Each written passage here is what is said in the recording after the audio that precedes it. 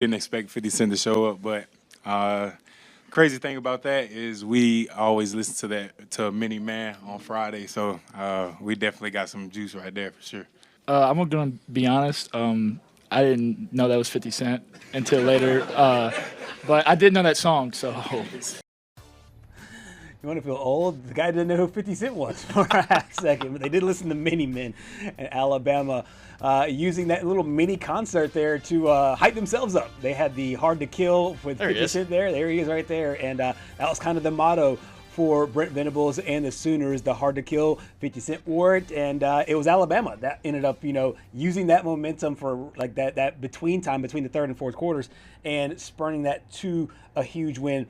I don't know how you digested this one, Patrick, but as I was here, we were in the studio and I was doing the 10 o'clock news that day. Here. Yeah, you were not here. I was on the road. Oh, that's right. Yeah, you were driving. I was driving out to Jacksonville, and I'm glad this game was on while I was driving. Which, by the way, I was not like literally staring at it. I just had the radio on, so don't come after me for being a distracted driver. I'm not a distracted driver. Santa sees you even while you're driving. But when I was originally watching this or listening to the game, I was like, okay, John Mateer, he sounds pretty sharp. And then I went back and rewatched the game. I was like, man, he's got the zip on the ball back. I think this is going to be a long night for Alabama. Yeah. And then they score the quick touchdown, and then it seemed like Ty Simpson, kind of just picked up where he left off in the SEC championship game. And I saw the look in his eyes, and I was like, they're cooked. Yeah. Like, in all honesty, they were cooked. Because, he looked scared. It wasn't as bad as – you remember that clip of the Oklahoma State guy and his hands are literally shaking like this when they're down 55-0? That's kind of what it reminded me of.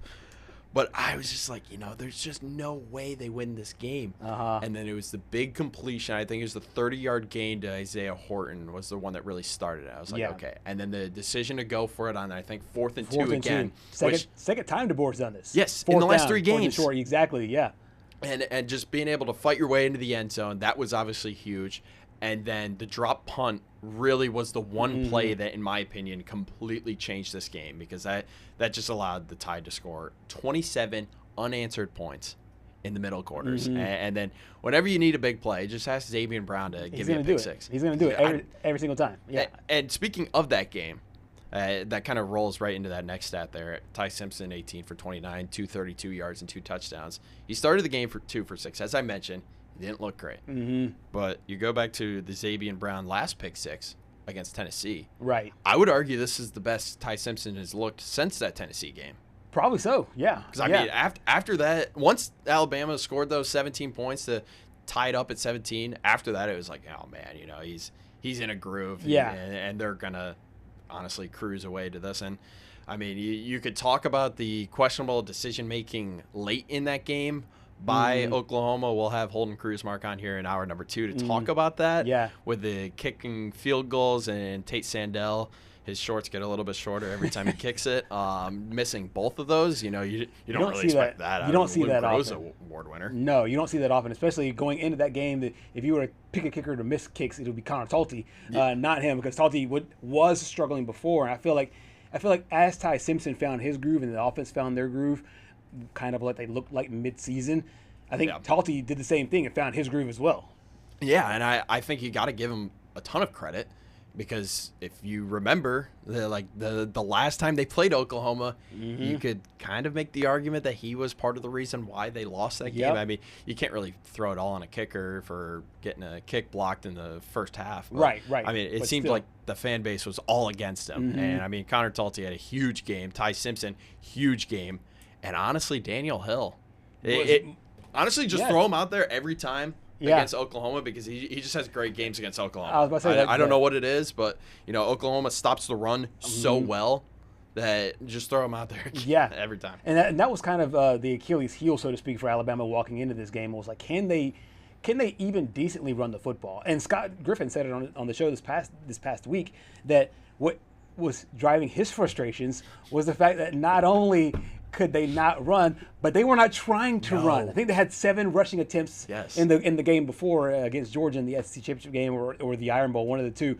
And he understood that, hey, look, even if you aren't running it well, let's just say that you're running it for a yard a carry. At least just try to run the football, and that was his frustration. I think a lot of Alabama fans were in that same boat. We're like, hey, let's just at least try to run the football, and Daniel Hill really stepped up. Yeah, and I think I said if Jay Miller gets 80 yards on the ground, Alabama wins this game. I think he finished with like 12. So, I mean, that was a little bit off there. Right. But, I mean, Alabama did just enough to win the game. And I think to be able to – I think the final score was 34-24. Mm-hmm. To be able to put 27 points up, because obviously 7 points came off of the defense. To put up 27 points against that Oklahoma defense with how bad your offense has been playing. I mean, I'm talking putrid. Mm-hmm. This offense has not been good as of late. Yeah. To be able to do that is a huge confidence boost. But honestly, a lot of credit does need to go to Kane Womack for those defensive adjustments that were made to help shut down John Mateer and company. But I mean, you were talking about two evenly matched teams. Both offenses were struggling. Both defenses were playing so great. But give Kane Womack all the credit in the world because he deserves it. Yeah, absolutely so. And even on the pick six from Xavier Brown, I was looking at different websites earlier today, and one of the things that I saw was just the way that they diagnosed that, the way they dialed that up, and they basically fooled John Mateer into throwing that pass there. And Xavier Brown goes on, picks it off, and I think that. I know that ties the game. Bama was looking pretty good because it was 17-10. Bama was looking pretty good right before that pick, but I think that pick was the one I was like, okay, it felt like, okay, Alabama was on the right side of the momentum here, and they were going to just carry it over. That ties the game up at 17. But even if they go down by a touchdown, I think they're still in good shape from a momentum standpoint. But no, you're right with Kane Womack in this defense. I think that at the beginning of the season, they were blasted after allowing 200-something plus yards to Florida State. And Tommy Castellanos. Right. And you could tell that there's been an emphasis. We talked about this last week. There has been an emphasis on turning the ball over. Taking it away is what they call it. They call it takeaways, not turnovers. Yeah, come on. It's like, he talked to a reporter. If you hadn't heard of the press conference, listen to Kane Womack's press conference going into this game. He gives you the very clear definition between turnovers and takeaways. Turnovers assumes the fact that the offense gave it to you. Takeaways means you took that thing. That's what he said. That's how he worded it.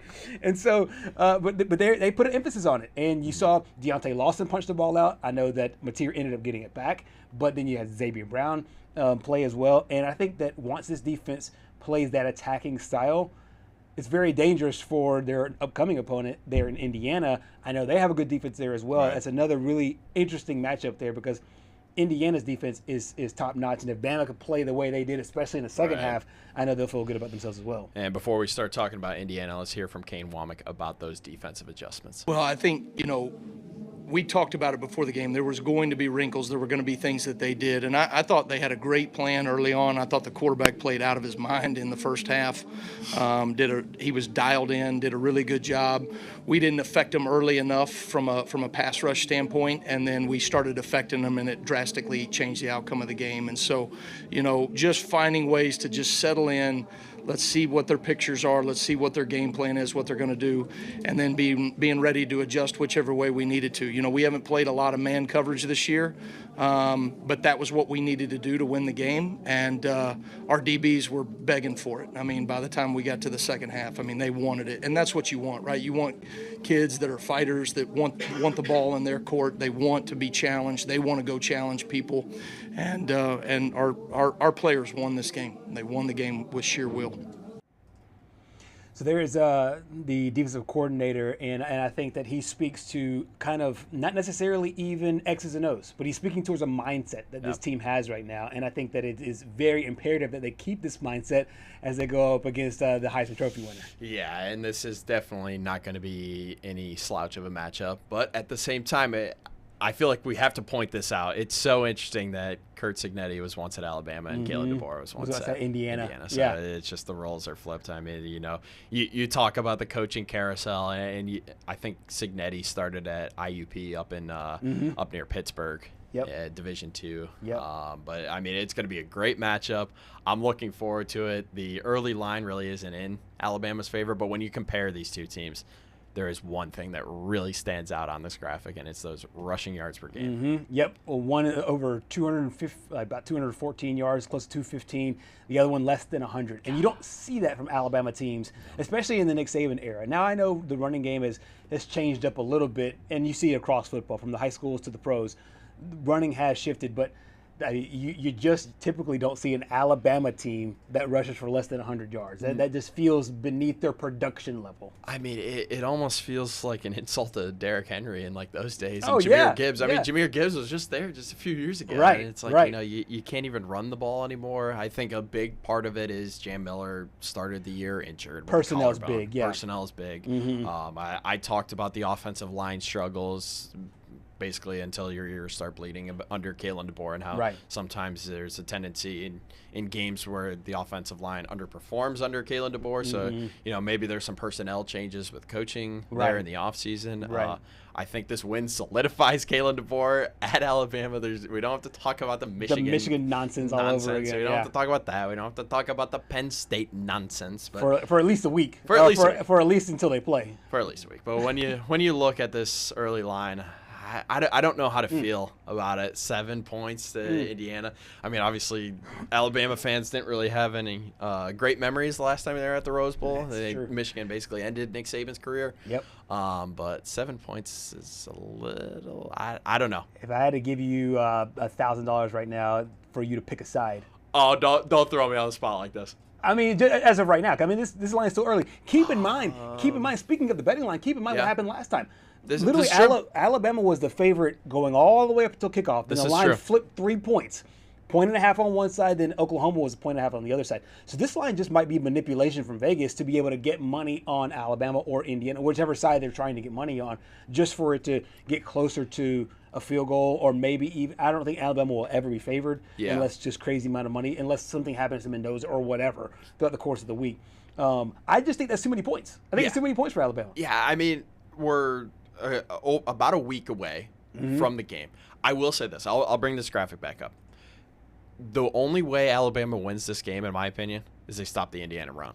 I mean, when you're averaging over 200 rush yards per game. Right. Which, I was telling you this off air. I think it's crazy that a Heisman winner averaged 241 on an offense that averaged 241 passing yards per game, which I think I saw the stat was 50th in FBS. When your quarterback wins the Heisman, and you have the 50th best passing offense, is just a little bit crazy to me. It just tells you about this year. But if Alabama can stop the run, I think they can, provide a few twists for Fernando Mendoza, because I mean, John Mateer, he came out like the old John Mateer before the thumb injury. If they can put some pressure on, I would expect Kane Womack to go back to the man defense until Omar Cooper basically cooks you. And then you got to go to zone. But I'm looking forward to this. I can't wait until it's New Year's Day and New Year's Eve for all of these quarterfinal matchups. I mean, it's just, I can't wait. It should be a lot of fun, and I'm really interested. I will watch that line almost probably every day between now and January 1st.